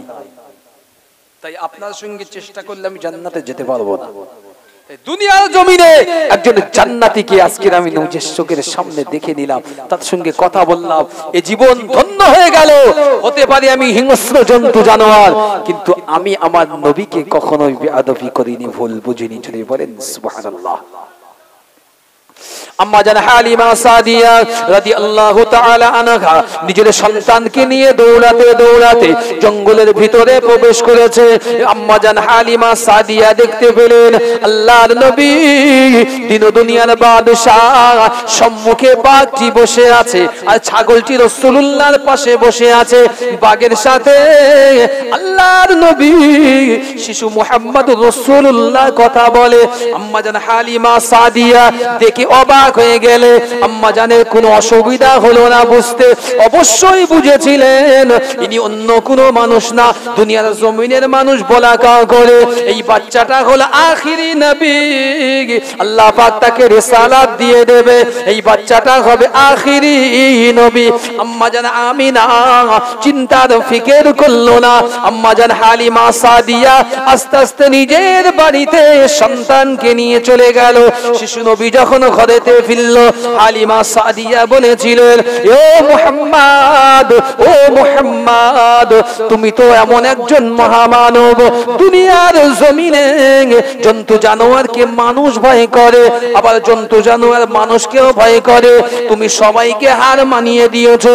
হিংস্র জন্তুকে দেখলাম তোমার সম্মুখে হাঁটু গড়ে দিয়ে বসে বসে তোমার সাথে কি করে জানো কথা বলে। আল্লাহ রাসূল মুস্কি হেসে বলেছিলাম, আম্মা জান, আপনার চিন্তার কারণ নাই, ভয়ের কারণ নাই। ওই হিংস্র জন্তুর মনের খয়েশ ছিল আমার সাথে একটু কথা বলা, তাই আজকে মিটিয়ে দিয়েছি। আমাদের ছাগলের বাচ্চাও খাবে বলে এমন কোনো চিন্তা ওর নাই, ও শুধুমাত্র আমার সঙ্গে কথা বলবে, এজন্যই একটু দেখেছিল, সেজন্যই আমি গিয়েছিলাম। আম্মা জান আপনি চিন্তা করবেন না, কোনো ফিকির করার প্রয়োজন নেই। আল্লাহ রাসূল এমন একজন নবী ছিলেন বাবা, আমার রাসূলুল্লাহকে যে দেখতো, যে দেখেছে আল্লাহ রাসূলকে, সেই ব্যক্তিগুলো আল্লাহ রাসূলের দিকে চেয়ে চেয়ে দেখতো। এত সুন্দর মানুষ দুনিয়ায় হতে পারে, মানুষের মুখে একটাই আওয়াজ থাকতো, এত সুন্দর হতে পারে। সেজন্যই তো 1 তারিখে মক্কায় হজের সময় আল্লাহ রাসূল তাবু খাটিয়েছেন, তাবু। আর মক্কার ওই সমস্ত কাফের আবু জেহেল, উতবা, সাইবা, শিবা, মুগিরা, ওরাও তাবু খুলেছে, ওদের সমস্ত লোক লস্কর তৈরি করে দিয়েছে। বলছে শোনো, পৃথিবীর সমস্ত মানুষরা হজ করতে আসবে, আসলে তাদেরকে বলবে ওই তাঁবুতে যেন না যায়। কেন? ওই তাঁবুতে একজন পাগল থাকে। নাউযুবিল্লাহ মিন যালিক। পাগল থাকে। আর দুনিয়ার মানুষের একটা নেক আছে বাবাজি, আপনি একটা জিনিস বারণ করবেন একজনকে, ওর মাথায় ওইটাই ঢুকবে আগে, কেন বারণ করলো, ওই জায়গাটা একটু গিয়েই দেখি, বৈঠক করেই দেখি। নেক থাকে মানুষের। আল্লাহ পাক বলেছে, হাবিব আপনি আমার দিনটাকে প্রচার করেন, আলোয় নিয়ে আসা, ফোকাস করার দায়িত্ব, মানুষের দ্বারে তুলে দেওয়ার দায়িত্ব আমি আল্লাহ স্বয়ং নিয়েছি। যদি বলেন সুবহানাল্লাহ। আবু জেহেল কাফের ছিল, এটা নিশ্চিত, কিন্তু আবু জেহেল ইসলামের প্রচারক করেছে। হাজিরা গিয়েছে মক্কায় হজ করতে, আবু জেহেল অ্যাডভার্টাইজমেন্ট করছে প্রত্যেকটা তাঁবুতে গিয়ে, শোনো ওই অমুক নম্বর তাঁবুতে যেও না। কেন? ওই তাঁবুতে একজন পাগল আছে। পাগল আছে যে মানুষগুলো হাজী সাহেব বলতে, তাই তো পাগল আছে, দেখি একবার গিয়ে দেখছি আল্লাহ নবী কোরআন তেলাওয়াত করছে, ওনারা দূর থেকে শুনছে, বলছে আহ এত সুন্দর মানুষ, এত সুন্দর সুর, কোরআন তেলাওয়াত করছে। কি তেলাওয়াত করছে? এত সুন্দর দেখতে একটা মানুষ পাগল হয় কি করে? কি করে পাগল হয়? ওরা আবু জেহেলের কাছে ফিরে আসছে। আবু জেহেল বলে, শোনো শুধু পাগল না, ও মস্ত বড় জাদুকর। ওরা বলছে পাগল হয়, জাদুকর হয়, সেই মানুষটা এত সুন্দর করে পড়তে পারে। নিটফল কি হলো? বারণ করতে গিয়ে বরং মানুষ হজে এসে আল্লাহ রাসূলের নূরের হাতে হাত দিয়ে ঈমানের কলমা পড়ে মুসলমান হয়েছিলেন। জোরে বলেন সুবহানাল্লাহ। তাহলে ইসলামের জয় হলো না পরাজয়? এই বলেন না। একজন আমার ধর্ম নিয়ে গালি দিয়েছে, খারাপ ভাববেন না, একজন আমার ধর্মকে নিয়ে গালি দিয়েছে, আমার ধর্মের কিছু আসবে? এই বলেন না। কিন্তু যদি একজন ওই উপলক্ষ করে 50 জন যদি ওর সঙ্গে কন্টাক্টে চলে যান, ফেস টু ফেস চলে যান, 50 জনের মধ্যে নিশ্চয়ই 50 জনের কিছু না কিছু ক্ষতি হবে। শরীরে আঘাত লাগতে পারে, ঘর বাড়ি সম্পদের ক্ষতি হতে পারে। এই হ্যাঁ না বলেন? বলে তো। তাহলে ইসলামের কিছু ক্ষতি করার ক্ষমতা কারণ নাই। ইসলাম সেফ। ইসলাম সেফ। ইসলামকে সেফ করেছেন আমার আল্লাহ। আল্লাহ রাসূল যেদিন বিদায় হজের দিনে এই কথা বলেছিলেন, ও আমার সাহাবারা, 1,60,000, কেউ বলেছে 2 লক্ষ, এতগুলো মানুষ আমার রাসূলুল্লাহ জীবনের প্রথম পেয়েছিল যে রাসূলুল্লাহ বিদায় হজ করেছেন এবং ইঙ্গিত দিয়েছেন আমি দুনিয়া থেকে বিদায় নেব। আল্লাহ রাসূল সমস্ত মক্কাবাসী, মদিনাবাসী, আশেপাশের সমস্ত মানুষদেরকে নিয়ে 2 লক্ষর অধিক সাহাবাদের নিয়ে বলেছিলেন, ও আমার সাহাবারা, আল্লাহ পাক আমি মুহাম্মদ রাসূলুল্লাহ আমাকে নবী করে পাঠিয়েছিলেন, আমার উপরে দ্বীন অর্পণ করেছিলেন, আমি কি তোমাদের দ্বারা ওই দ্বীনটাকে পরিপূর্ণ পৌঁছে দিতে পেরেছি কিনা? সকল সাহাবারা বলেছিলেন হ্যাঁ। আল্লাহ রাসূল 3 বার বলেছিলেন। হাদিস শরীফে সহিহ বুখারীর মধ্যে এসেছে 3 বারই সাহাবা মাইন ওই 2 লক্ষ মানুষ হাত তুলে বলেছিলেন, জি হ্যাঁ ইয়া রাসূলুল্লাহ, আপনি আমাদের দ্বারা দ্বীনকে পৌঁছে দিয়েছিলেন। জোরে বলেন সুবহানাল্লাহ। আল্লাহ রাসূল শাহাদাত উঙ্গলিটা উপরের দিকে আসমানের দিকে তুলে বলেছিলেন, আল্লাহুম্মা শাহাদ, আল্লাহুম্মা শাহাদ, আল্লাহুম্মা শাহাদ। আল্লাহ আপনি সাক্ষ্য থেকে যান, আমার উম্মতদের পক্ষ থেকে তারা সাক্ষ্য দিয়েছে আমি মুহাম্মদুর রাসূলুল্লাহ ওদের কাছে আমার দ্বীন পরিপূর্ণভাবে পৌঁছে দিয়েছি, সবকিছু পৌঁছে দিয়েছি। আল্লাহ কিয়ামতের দিনে আমি মুহাম্মদুর রাসূলুল্লাহ অন্যান্য নবীদের মতো আমাকে যেন আসামির কাঠগড়ায় দাঁড় করাবেন না। এখন আপনি বলেন, আপনি যদি বলেন হুজুর আমি এটা জানি না, 10 টাকা রাসূলুল্লাহ না ইসলামের না আপনার বলেন? আপনি যদি শরীয়তের একটা জিনিস না জানেন, 10 টাকা আল্লাহ রাসূল 1443 বছর আগে বলেছে আল্লাহুম্মা শাহাদ, আল্লাহ আমি সমস্ত উম্মতদের সাক্ষ্য রেখে বলে গেলাম আমার দ্বীনের কোনো ত্রুটি নেই, আমি সবকিছু তোমাদের দ্বারা পৌঁছে দিয়েছি।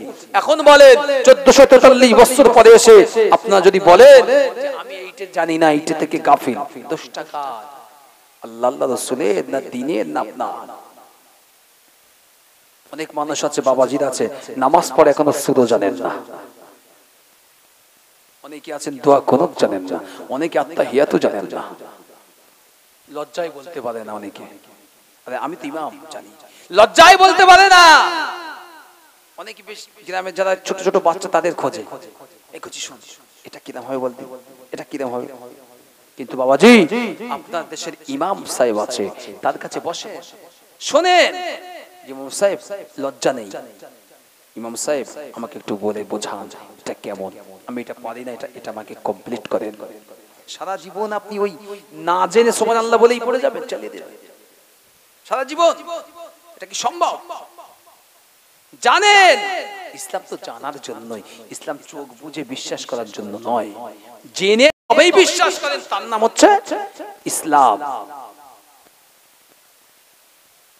ওগো নওজওয়ানেরা, যুবকেরা, ছেলেরা, বাচ্চারা, ও সোনার মানিকেরা, আল্লাহ নবী দুনিয়ার জমিন থেকে চলে গেলেন, 1443 বছর চলে গেল। দুনিয়ার জমিনে অনেক মুহাদ্দিস এসেছে, তার অনেক খোলাফায়ে রাশিদিন এসেছে, সাহাবা আজমাইনদের যুগ বিদায় নিয়েছে, খোলাফায়ে রাশিদিনদের যুগ চলে গিয়েছে, তাবা তাবিঈন আইমাই মুস্তাহিদিনদের যুগ শেষ এসেছে, ওলি আবদাল গাউস কুতুব অনেক চলে গিয়েছে। এখন আল্লাহর জমিনে অনেক আল্লাহর নবীর উম্মত ওলি আবদাল এখনো জীবিত আছে। দুনিয়ার জমিনে অনেক জীবিত আল্লাহর ওলি আছে, অনেক আল্লাহর ওলি দুনিয়ার জমিন থেকে বিদায় নিয়েছে। ইসলামের কিছু ক্ষতি হয়নি বাবাজি, ইসলাম ইসলামের জায়গায় রয়ে গেছে। বলেন ঠিক না ভুল? ইসলামের কিছু ক্ষতি হয়েছে? এই আপনারা চেনেন আমাদের 24 পরগনার জমিনে শুয়ে আছেন, বসিরহাটের জমিনকে ধন্য করে আল্লাহর ওলি বসিরহাটের বড় মাওলানা আল্লামা হিন্দ আল্লামা রুহুল আমিন রাহমাতুল্লাহ আলাইহি, নাম শুনেছেন? ওনার মাজার আছে একদম রাস্তার ধারে, একদম রাস্তার ধারে, রোড থেকে দেখলে দেখতে পাবেন ওই মাজার। আমার দাদা হুজুর পীর কিবলা রাহমাতুল্লাহ আলাইহির একজন প্রধান খলিফা ছিলেন গো। আল্লাহর ওলি দুটো হাতে কলম চালাতেন, যদি বলেন না সুবহানাল্লাহ। তারা ইসলামকে কিছু দিয়েছে, তাদের কিতাব আমরা পড়েছি, অসংখ্য 100-এর উপরে কিতাব লিখেছে। একটা মানুষ খুব ভালো করে বুঝবেন, পড়েছে, 100-এর উপরে কিতাব লিখেছে, ফতোয়া লিখেছে, দলিল লিখেছে, মীমাংসা করেছে, ওয়াজ করেছে, নসিহত করেছে, পীরের দরবারে বসেছে, সোহবত নিয়েছে, আল্লাহর ওলি হয়েছে, আরবে গিয়েছে, বক্তব্য দিয়েছে আরবিকে। তিনি কি জাতাই মানুষ? জাতাই মানুষ ছিলেন। এখনো গেলে বসিরহাটের জমিনে 3 থেকে 6 দিন ইসালে সওয়াব হয়। তার বিখ্যাত বসিরহাট আমিনিয়া মাদ্রাসা এবং তার নিজ বাড়িতে 3 দিন করে ইসালে সওয়াব হয়। আমরা ধন্য বসিরহাটের জমিনের বাসী, 24 পরগনার মানুষ আমরা ধন্য, আল্লাহর ওলিকে আল্লাহ পাঠিয়েছেন বলে, আল্লাহর ওলিকে পাঠিয়েছেন বলে। একটা ছোট্ট ঘটনা বলি, তারপরে আমি ইনশাআল্লাহ মুখতাসারের দিকে যাব। যেহেতু আগেই বলেছি বিন্দু মাত্র আমি সময় পাইনি, রাস্তায় অ্যাম্বুলেন্সে করে এসেছি ভাই, একটা অ্যাম্বুলেন্স ভাড়া করে, তাই গাড়ি পিছনে এসেছি। কি করবো, জামে পড়েছি, কিচ্ছু করার ছিল না। এই ছোট্ট ঘটনাটা শুনে নেন। যে জায়গার কথা আজকে এখানে বলছি, ইউটিউব হচ্ছে, চলে যাচ্ছে। আগামী 25 তারিখে সেখানে আমার জলসার দাওয়াত আছে। আমজাদ হোসেন হুজুর যাবেন এবং সাইম সিদ্দিক হুজুর আছেন। সেখানে 25 তারিখে দাওয়াত, সেখানকার মানুষ নিশ্চয়ই শুনছে, ভুল বললে তা রিপিট করে দেবেন ইনশাআল্লাহ। নামটা হচ্ছে বেড় মজুর, উত্তর 24 পরগনা, সেই একেবারে সুন্দরবন লাগো অঞ্চল, বেড় মজুর। খুব ফুরফুরা ভক্ত মুরিদ ওখানে না, মুরিদানদের জন্য ইসালে সওয়াব হয়, এত ভালোবাসে, ফুরফুরা ইসালে সওয়াবে। ওখানকার মানুষ 3 দিন 4 দিন 5 দিন আগে থেকে সেখানে খিদমত করার জন্য প্রতিটি দরবারে প্রস্তুত হয়ে যায়। অনেক সুফি মানুষ ওখানে বসবাস করে। বসিরহাটের বড় মাওলানা হুজুর, তখন তো বাবাজি এরকম গাড়ি ছিল না, পানিপথ, বোটে করে, নৌকায় করে গিয়েছেন জলসা ওয়াজ করতে। তখন এম গেলে রাতে ওয়াজ করে থেকে যেত, সকাল হলে আবার বাড়ি ফিরত। আল্লাহর ওলি বসিরহাটের বড় মাওলানা আল্লামা হিন্দ রুহুল আমিন রাহমাহুল্লাহ আলাইহি হুজুর আমার ওয়াজ করে ক্লান্ত হয়েছেন, ফজরের আগে ওয়াজ শেষ করেছেন, নামাজ আদায় করে আস্তে আস্তে এসে ওই নাজাটের ঘাটের দিকে এসে আস্তে আস্তে মাঝির বলে নৌকায় বসেছে। নৌকায় বসে হুজুর আমার ঘুমিয়ে গিয়েছে। আর কয়েকটি প্যাসেঞ্জার উঠেছে, সরাসরি ধামাখালি নদী দিয়ে নেজাটে গিয়ে হুজুর নামবে, ওখান থেকে বাস যোগে বসিরহাটে যাবে। আল্লাহর ওলি হযরত বড় মাওলানা রুহুল আমিন রাহমাতুল্লাহ আলাইহি হুজুর আমার নদী পথে ওই বোটে ভটভটিতে বসে গিয়েছে। ও মুসলমানেরা, ওতে আরো কিছু যাত্রী ছিল, মাঝি বোট ছেড়ে দিয়েছে, বোট চলতে লেগেছে। আল্লাহর ওলি তখনও ঘুমের মধ্যে আচ্ছন্ন, রাত্র জাগরণ করে অস্তসিগাত করেছে। আল্লাহর ওলির শরীরটা বড্ড ক্লান্ত। আল্লাহর ওলি বসিরহাটের সিরতাজ, ওখানে ওই বোটের উপরেই ঘুমিয়ে আছে। বোটটা কিছু দূর যাওয়ার পরে শান্তশিষ্ট নদী, আকাশে কোনো মেঘ নাই, দিনের বেলা সকাল বেলা, এমন অবস্থায় ওই বোটের যিনি চালক ছিল তাকে বলা হয় মাঝি। ওই মাঝি দেখতে পেল ওই দূরে থেকে নদীর এমন বড় ঢেউ আসছে, যে ঢেউটা মনে হয় এই বোটটাকে নিয়ে, সমস্ত যাত্রীদেরকে নিয়ে এই নদীতে শরীর সমাধি করে দেবে। ও নওজওয়ানেরা, আল্লাহর ওলি বসিরহাটের বড় মাওলানা আল্লামা রুহুল আমিন রাহমাহুমুল্লাহ আজমাইন হুজুর আমার তখনও ঘুমের মধ্যে আছে। কয়েকটা ঢেউ এসে বোটে লাগে, যাত্রীগুলো এমন করে লাফায়, বোটও এমন করে পানির সাথে লাফাতে থাকে।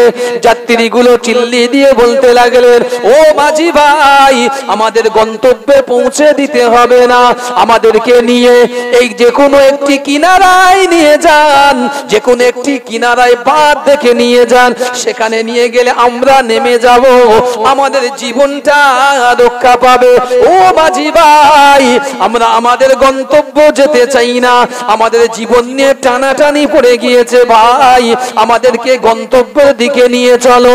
ও নওজওয়ানেরা, কিন্তু না না, মাঝি নিয়ে যাচ্ছে বোট, কিন্তু যাওয়ার সাধ্য নাই, বড় বড় বড় বড় ঢেউ আসছে, মাঝিও চিল্লি দিচ্ছে হায় হায়, এমন তো আমি আমার জীবনে আজ 13 বছর হয়ে গেল এই রুটে নদী পথে আমি যাতায়াত করি, মাঝি আছি, এমন ঢেউ তো অসময় কখনো আমি মাঝি দেখিনি। কি সর্বনাশ, 13 বছর আমি বোট চালাচ্ছি, কিন্তু এমন ঢেউ আমি দেখিনি। কি ব্যাপার? এমন সময় বিরাট উঁচু একটি ঢেউ এসে হাজির হলো। মাঝি সমস্ত প্যাসেঞ্জারদের বলল, ও আল্লাহর বান্দারা, যে যা কলমা কালাম পড়ো, দোয়া পড়ো, যে যা যা পারো তাই পড়তে থাকো। ও হিন্দু ভাইরা বোনেরা, তোমরা তোমাদের ভগবানকে ডাকতে থাকো, কারণ আমার মনে হচ্ছে এটি আর ভালো হবে না, আমরা এই নদীর মাঝে সলিল সমাধি হয়ে যাব। এই নদী আজকের অফুরন্ত ফুলে উঠেছে, আমার 13 বছর জিন্দেগিতে এমন উত্তাল নদী কখনোই দেখি না।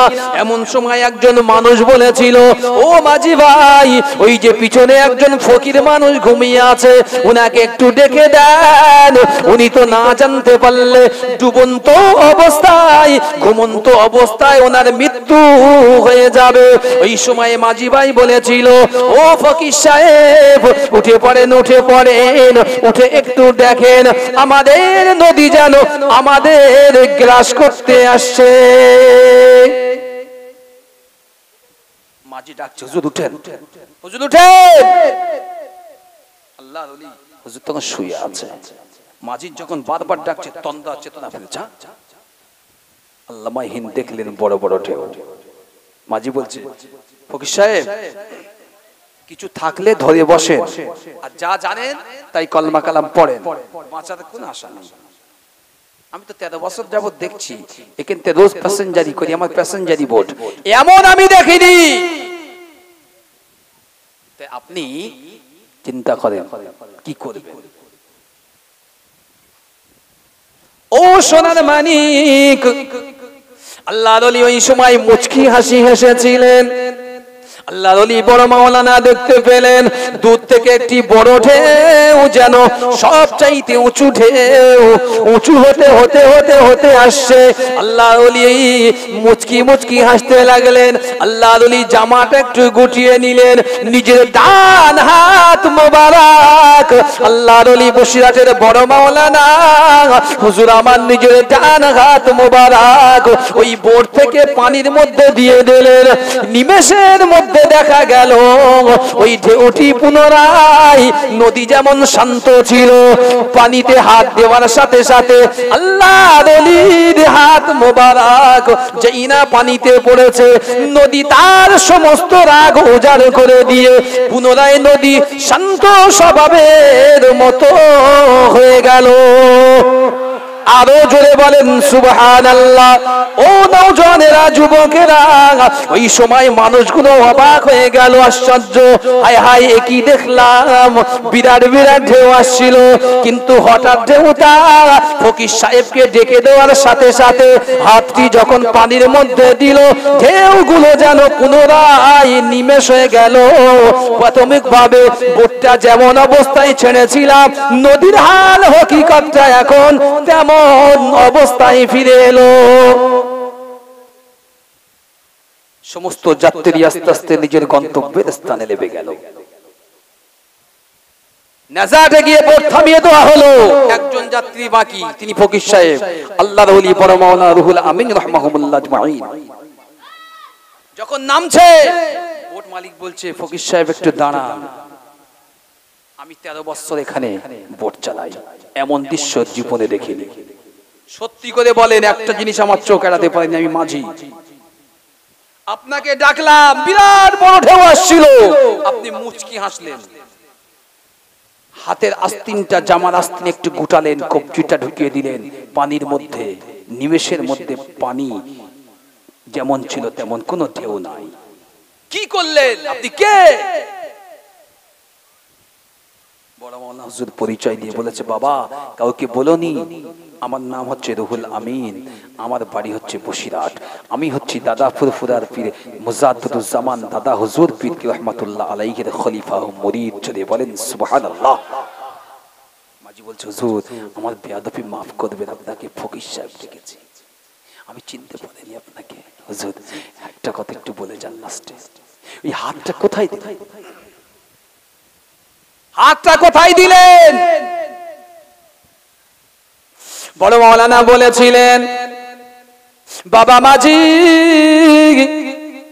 তুমি কাউকে যেন বলনি বাবা, আমি যখন ঘুমিয়েছিলাম, আসার পথে আমি যখন এসেছিলাম, পানির যিনি বাদশাহ হযরত খিজির আলাইহিস সালাম আমার সাথে সাক্ষাৎ করার জন্য বিতাব হয়েছিল, কিন্তু আমি আসার সময় সাক্ষাৎ করতে পারিনি। তাই যখন চলে যাচ্ছিলাম আমি ঘুমিয়ে পড়েছিলাম। তাই পানির বাদশাহ আমার ঘুমটা ভাঙানোর জন্য, আমার সাথে সাক্ষাৎ করার জন্য, আমি রুহুল আমিন আমার হাতে হাত দেওয়ার জন্য, মুসাফা করার জন্য সে এমন করে ঢেউর সৃষ্টি করেছে। ও মাঝি, আমি বুঝতে পারলাম ইনি আর কেউ না, ইনি হলে পানির বাদশাহ। আমি আর দেরি করলাম না, সাথে সাথে আমি আমার হাতটা দিয়ে দিলাম পানির তলা থেকে। আমার বন্ধু, আল্লাহর বন্ধু হযরত খিজির আলাইহিস সালাম, তার জবানি, তার সুন্দর বদনের হাতটা আমি রুহুল আমিন আমার হাতে দিয়ে মুসাফা করে নিল। সাথে সাথে তার পানির ঢেউটা বন্ধ হয়ে গেল। আরো জোরে বলেন সুবহানাল্লাহ। ও বাবা মাঝি, এই কথা কাউকে বলনি বাবা, এটাকে রাজ রেখে দিও বাবা। আল্লাহ পাকের ওলি যারা হন, আল্লাহ তাদের অনেক কারামত দেখিয়ে দেন। সেই পীর সাহেব, সেই সেখানকার বাসিন্দা, সেই মুজাদ্দুজ্জামানের অনেক খলিফা আছে এই আপনাদের হাওড়ার জমিনে, ঠিক না? আল্লাহ সকলকে ভালো রাখুক। নবী দিবস করেছেন, মৌলুদুন নবী শরীফ করেছেন, মায়েরা বোনেরা আছেন, মনে রাখবেন আল্লাহ রাসূলের শেষ বাণীগুলো মাথায় রাখবেন। বাবারা ও আমার সাহাবীরা, কারোর সঙ্গে দুশমনি করবে না, ওজনে কম দেবে না, আল্লাহ আল্লাহ রাসূলের সঙ্গে সম্পর্ক রেখে চলো। নামাজটা আদায় করো, হজ যাকাত, অর্থ থাকলে হজ করো, যাকাত দিও। ও আমার সাহাবীরা, আমি রাসূলুল্লাহ চলে যাব,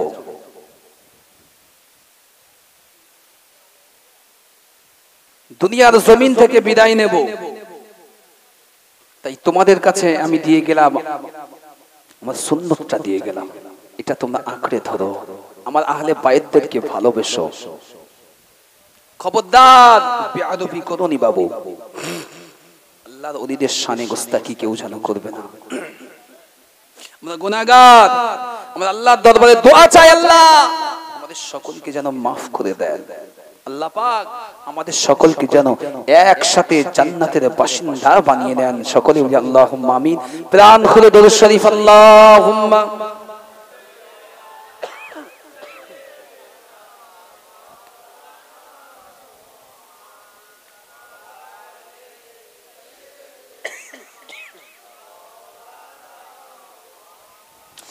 আল্লাহুম্মা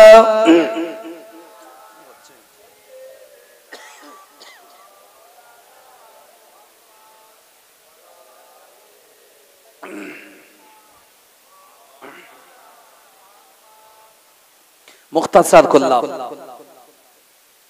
আর লম্বা চওড়া করব না। এতক্ষণ বললাম, আপনারা শুনলেন, এবারে পালা সকলের পক্ষ থেকে আমার রাসূলুল্লাহ নূর নবীর সোনার মদিনায় একবার অন্তত সালামের নজরানা পৌঁছে দেই, যদি আল্লাহ কবুল করেন। আমার রাসূলুল্লাহ মদিনার জমিন থেকে শুয়ে শুয়ে এই মজলিসটাও দেখতে পাচ্ছে, কত উম্মাত উম্মাতানি আছে, কারা অর্থ দিয়েছে, সম্পদ দিয়েছে, শ্রম দিয়েছে, সবকিছু আমার আল্লাহ পাক তার খাতায় লিপিবদ্ধ করেছে। আল্লাহ পাকের রহমতের অগণিত ফেরেশতা আমাদের চোখে দেখতে পাইনি বাবু, কিন্তু তারা এখানে আছে, দেখছি কোন মানুষগুলো সুবহানাল্লাহ পড়ছে, কোন মানুষগুলো বসে আছে, সবকিছু লিপিবদ্ধ করছে। তাই আল্লাহ আমাদের সকলকে কবুল করুন। সকলে বলে আল্লাহুম্মা আমিন।